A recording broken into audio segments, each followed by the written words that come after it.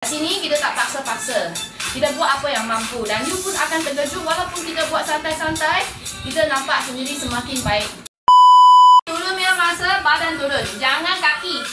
Jangan kaki. Badan turun. Kaki maintain. So you kena buka sikit. Jangan ke depan. Buka sikit. Turun. Pinggang you kena tegak. Perut you kena gemuk. And then you tahan.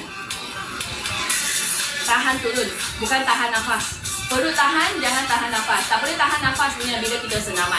So jaga you punya pinggang. Kalau you rasa terlalu sakit, then you bangun sikit macam ni. Nampak tak? Buka paha you. Buka lutut you ke tepi sikit. Yang mampu kita turun. Lagi turun, lagi you rasa sakit dekat kaki. Kita tahan, rehat sekejap. Okey, angkat tumit.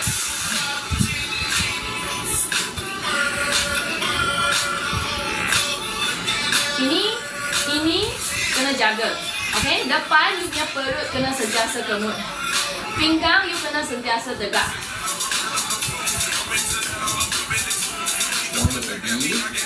Morning.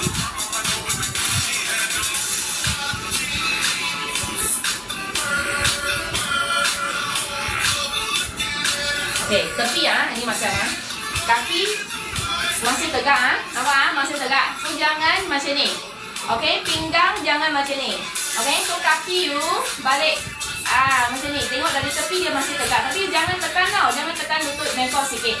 Badan you kena tegak. You boleh turun, you turun. You tak boleh turun, you angkat. Ini kena sentiasa kemut. Itu cara dia yang betul. So ini senaman sangat-sangat hebat. Okey, bangunkan badan. Turun, angkat. Turun, angkat straight